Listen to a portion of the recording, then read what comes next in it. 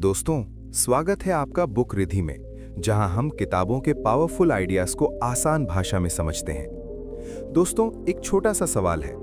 अगर मैं आपसे पूछूं कि अमीर बनने के लिए सबसे जरूरी चीज क्या है? ज्यादातर लोग कहेंगे अच्छी नौकरी, ज्यादा सैलरी या बिजनेस। लेकिन सच्चाई थोड़ी अलग है, क्योंकि दुनिया में ऐसे हजारों लोग हैं जो बहुत अच्छी इनकम कमाते हैं, फिर भी फाइनेंशियल स्ट्रेस में रहते हैं। और वहीं कुछ लोग ऐसे भी होते हैं जिनकी इनकम एवरेज होती है, लेकिन उनके पास सेविंग्स भी होती हैं, इन्वेस्टमेंट्स भी होती हैं और सबसे ज़रूरी फाइनेंशियल पीस भी होती है। अब सवाल ये है, ऐसा क्यों होता है? क्या फ़र्क इनकम का है? क्या फ़र्क एजुकेशन का है? या फ़र्क किस्मत का है? असल में इनमें से कोई भी कारण सबसे बड़ा नहीं है। सबसे बड़ा फ़र्क है पैसों के बारे में हमारी सोच। हम पैसे के साथ कैसा बिहेवियर रखते हैं, कैसे डिसीजंस लेते हैं और कितना पेशेंस रखते हैं। यही हमारी फाइनेंशियल लाइफ का फ्यूचर तय करता है। और यही बात हमें समझाती है एक बेहद पावरफुल किताब, द साइकोलॉजी ऑफ मनी। ये किताब हमें बताती है कि पैसा सिर्फ मैथ का सब्जेक्ट नहीं है, ये बिहेवियर का सब्जेक्ट है। आप कितने स्मार्ट हैं ये उतना इंपॉर्टेंट नहीं है, आप कितने डिसिप्लिन्ड हैं ये ज्यादा इंपॉर्टेंट है। आज की इस वीडियो में हम जानेंगे लोग अमीर क्यों बनते हैं, गरीब क्यों रह जाते हैं और वो कौन सी छोटी हैबिट्स हैं जो समय के साथ आपकी फाइनेंशियल लाइफ पूरी तरह बदल सकती हैं। तो चलिए शुरू करते हैं, पर उससे पहले वीडियो को लाइक और चैनल को सब्सक्राइब जरूर से कर दें, क्योंकि आपके लिए हम ऐसे ही पावरफुल बुक समरी लाते रहते हैं। अगर ये बुक आप लेना चाहते हैं तो डिस्क्रिप्शन में लिंक है, वहां से ले सकते हैं। दोस्तों, इस किताब का पहला लेसन बहुत सिंपल लेकिन पावरफुल है। No once crazy. इसका मतलब है लोग पैसों के बारे में जो डिसीजंस लेते हैं वे हमेशा लॉजिकल नहीं लगते, लेकिन उनके पर्सपेक्टिव से वे बिल्कुल सही होते हैं। क्योंकि हर व्यक्ति की फाइनेंशियल जर्नी अलग होती है। किसी ने गरीबी देखी होती है तो वो रिस्क लेने से डरता है। किसी ने इकोनॉमिक बूम देखा होता है तो वो ज्यादा कॉन्फिडेंस से इन्वेस्ट करता है। इसलिए जब कोई व्यक्ति पैसा स्पेंड करता है या सेव करता है तो वो सिर्फ नंबर्स के आधार पर डिसीजन नहीं ले रहा होता, वो अपने पास्ट एक्सपीरियंसेस के आधार पर डिसीजन ले रहा होता है। इस लेसन की सबसे इंपॉर्टेंट सीख ये है, लोग इरैशनल नहीं होते, वे बस अलग एक्सपीरियंसेस के कारण डिफरेंट डिसीजंस लेते हैं। Chapter 2, luck and risk. अब बात करते हैं लक और रिस्क की। हम अक्सर सक्सेस स्टोरीज देखते हैं और मान लेते हैं कि ये सिर्फ हार्ड वर्क का रिजल्ट है, लेकिन रियलिटी ये है, हर सक्सेस में थोड़ा लक होता है और हर फेलियर में थोड़ा रिस्क। इसका मतलब ये नहीं कि मेहनत जरूरी नहीं है, मेहनत हमेशा जरूरी है, लेकिन हमें ये समझना चाहिए कि लाइफ पूरी तरह प्रिडिक्टेबल नहीं होती। इस लेसन की सबसे इंपॉर्टेंट सीख ये है, दूसरों की सक्सेस देखकर ओवर कॉन्फिडेंस मत करो और अपनी फेलियर देखकर खुद को कंप्लीटली ब्लेम मत करो। Chapter 3, never enough. अब एक ऐसी गलती के बारे में बात करते हैं जो बहुत लोग अननोइंगली करते हैं। इस गलती का नाम है नेवर इनफ। इसका मतलब है जब हमारे पास ऑलरेडी इनफ पैसा होता है फिर भी हम और ज्यादा पाने के लिए अननेसेसरी रिस्क लेते हैं। हिस्ट्री में कई एग्जाम्पल्स हैं जहां एक्सट्रीमली वेल्दी लोग और ज्यादा प्रॉफिट के लालच में सब कुछ खो बैठे, क्योंकि उन्हें लगा थोड़ा और कमाना है। लेकिन असली विजडम ये है, जब इनफ हो जाए तो अननेसेसरी रिस्क लेना बंद कर देना चाहिए। इस लेसन की सबसे इंपॉर्टेंट सीख ये है, वेल्थ का गोल एंडलेस ग्रोथ नहीं है, सिक्योरिटी और स्टेबिलिटी है। Chapter 4, compounding. अब बात करते हैं कंपाउंडिंग की। कंपाउंडिंग एक सिंपल कॉन्सेप्ट है। छोटे गेन्स लंबे समय तक बहुत बड़े रिजल्ट्स बन सकते हैं, लेकिन प्रॉब्लम यह है कि कंपाउंडिंग बोरिंग लगता है, क्योंकि इसमें इंस्टेंट रिजल्ट्स नहीं मिलते। इसलिए बहुत लोग जल्दी प्रॉफिट के लिए शॉर्टकट्स लेने लगते हैं। लेकिन सक्सेसफुल इन्वेस्टर्स जानते हैं, टाइम ही कंपाउंडिंग की सबसे बड़ी स्ट्रेंथ है। इस लेसन की सबसे इंपॉर्टेंट सीख ये है, वेल्थ स्पीड से नहीं, टाइम से बनती है। अब हम आते हैं एक बहुत महत्वपूर्ण लेसन पर, जो इस किताब के सबसे प्रैक्टिकल आइडियाज में से एक है। इस लेसन का नाम है getting wealthy versus staying wealthy. मतलब अमीर बनना और अमीर बने रहना दोनों अलग अलग स्किल्स हैं। कई लोग पैसा कमा लेते हैं लेकिन उसे लंबे समय तक संभाल नहीं पाते। क्यों? क्योंकि पैसा कमाने के लिए रिस्क लेना पड़ता है, कॉन्फिडेंस चाहिए होता है और कभी-कभी बोल्ड डिसीजंस लेने पड़ते हैं। लेकिन पैसा बचाए रखने के लिए एक अलग माइंडसेट चाहिए। ये माइंडसेट होता है डिसिप्लिन, पेशेंस और ह्यूमिलिटी का। ह्यूमिलिटी का मतलब है ये समझना कि फ्यूचर अनप्रिडिक्टेबल है और कोई भी हमेशा लकी नहीं रह सकता। इस चैप्टर में एक इंपॉर्टेंट बात बताई गई है। फाइनेंशियल सक्सेस का असली सीक्रेट ज्यादा रिस्क लेने में नहीं है, बल्कि लंबे समय तक गेम में बने रहने में है। क्योंकि अगर आप गेम में बने रहेंगे तो टाइम आपकी बिगेस्ट एडवांटेज बन जाएगा। लेकिन अगर आप अननेसेसरी रिस्क लेकर एक बड़ी मिस्टेक कर देते हैं तो पूरी जर्नी खत्म हो सकती है। इसलिए सक्सेसफुल इन्वेस्टर्स हमेशा परफेक्ट रिटर्न्स के पीछे नहीं भागते। वे सर्वाइवल को प्रायोरिटी देते हैं। वे ये सुनिश्चित करते हैं कि कोई एक मिस्टेक उनकी पूरी फाइनेंशियल लाइफ को डिस्ट्रॉय न कर सके। इस लेसन की सबसे इंपॉर्टेंट सीख ये है, वेल्थ बनाने से ज्यादा जरूरी है वेल्थ को लंबे समय तक सुरक्षित रखना। Chapter 6, tells you win. अब एक ऐसा कॉन्सेप्ट समझते हैं जो इन्वेस्टमेंट ही नहीं, लाइफ के हर फील्ड में लागू होता है। इस लेसन का नाम है टेल्स यू विन। इसका मतलब है आपको हर बार सही होने की जरूरत नहीं है, आपको सिर्फ कुछ बार सही होना होता है। स्टॉक मार्केट में, बिजनेस में और करियर में भी ज्यादातर सक्सेस कुछ रेयर मोमेंट से आती है। उदाहरण के लिए, एक इन्वेस्टर 100 इन्वेस्टमेंट्स करता है, उनमें से 80 एवरेज हो सकते हैं, 15 फेल हो सकते हैं, लेकिन सिर्फ 5 इन्वेस्टमेंट्स इतनी बड़ी सक्सेस दे सकते हैं कि पूरी जर्नी प्रॉफिटेबल बन जाए। यानी कई स्मॉल फेलियर्स के बावजूद कुछ बिग विंस पूरी लाइफ बदल सकते हैं। इसलिए सक्सेसफुल लोग फेलियर से डरते नहीं हैं। वे जानते हैं कि अगर वे गेम में बने रहेंगे तो इवेंचुअली एक बड़ा अपॉर्चुनिटी जरूर आएगा। इस लेसन की सबसे इंपॉर्टेंट सीख ये है, आपको परफेक्ट होने की जरूरत नहीं है, आपको परसिस्टेंट रहने की जरूरत है। अब हम आते हैं इस किताब के सबसे इमोशनल और सबसे पावरफुल लेसन पर। इस लेसन का नाम है फ्रीडम। अक्सर हम सोचते हैं कि पैसा लग्जरी खरीदने के लिए होता है, लेकिन इस चैप्टर में कहा गया है पैसे का सबसे बड़ा फायदा लग्जरी नहीं है, सबसे बड़ा फायदा है फ्रीडम। फ्रीडम का मतलब है आप अपने टाइम को कंट्रोल कर सकें। आप डिसाइड कर सकें कि कब काम करना है, किसके साथ काम करना है और कब आराम करना है। जब आपके पास फाइनेंशियल फ्रीडम होती है तो आप स्ट्रेस से नहीं, चॉइस से डिसीजंस लेते हैं। इस लेसन की सबसे इंपॉर्टेंट सीख ये है, पैसे का असली वैल्यू महंगी चीजों में नहीं, बल्कि कंट्रोल और पीस ऑफ माइंड में है। Chapter 8, man in the car paradox.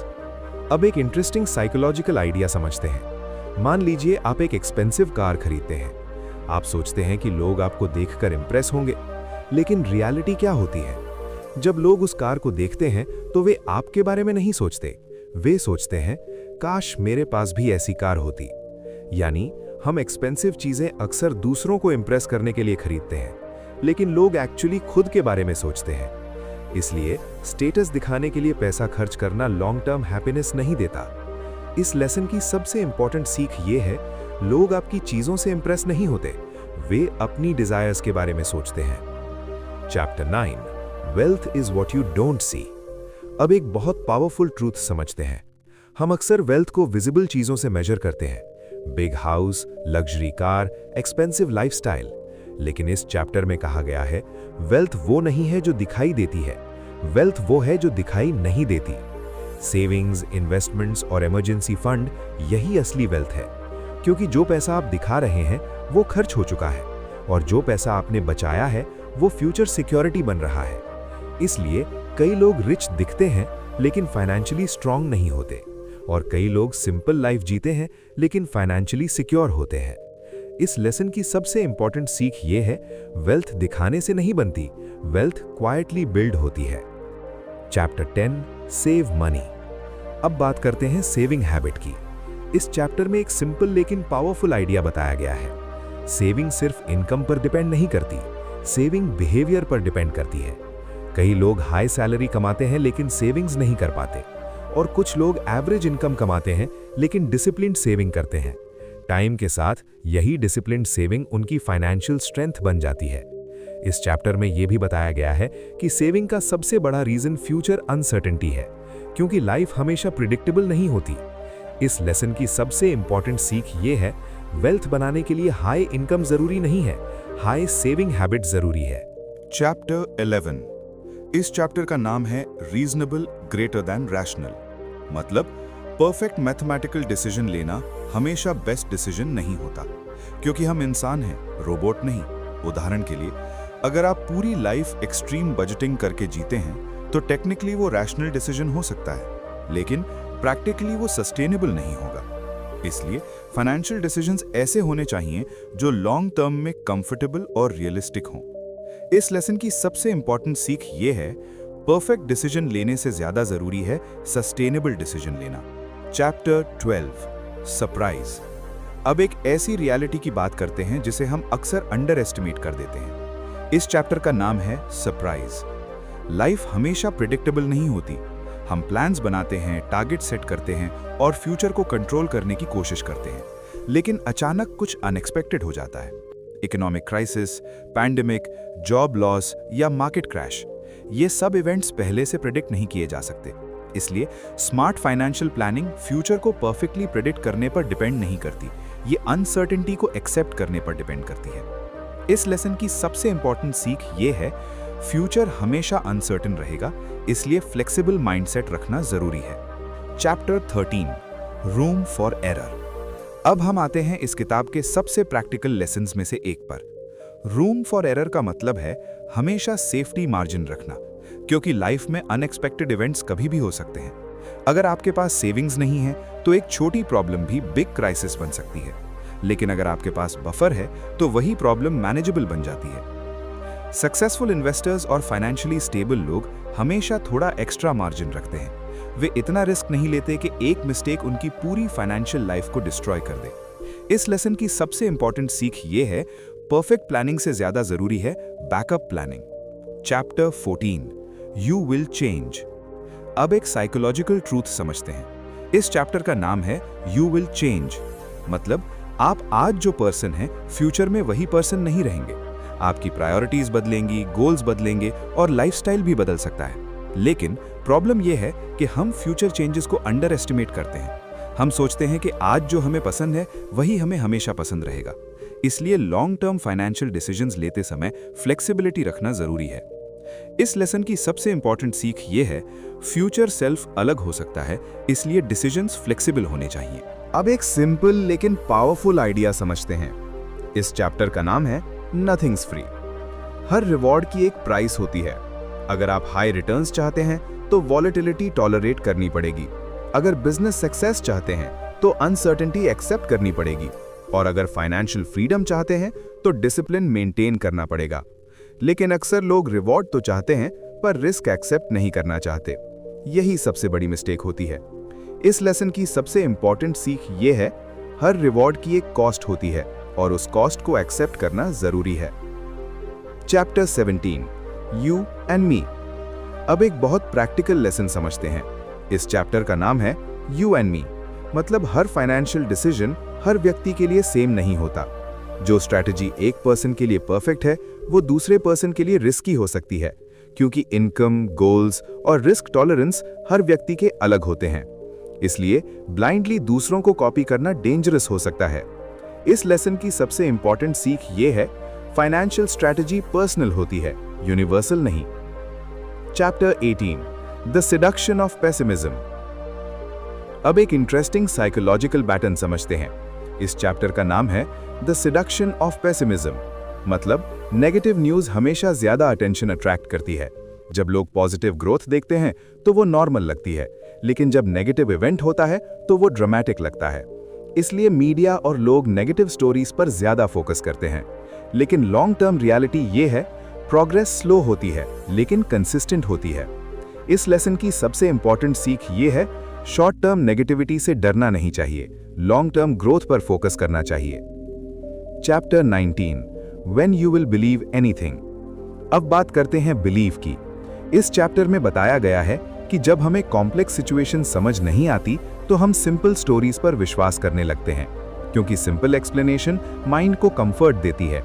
लेकिन फाइनेंशियल वर्ल्ड कॉम्प्लेक्स होता है, इसलिए स्मार्ट इन्वेस्टर्स क्विक कंक्लूजन्स नहीं बनाते।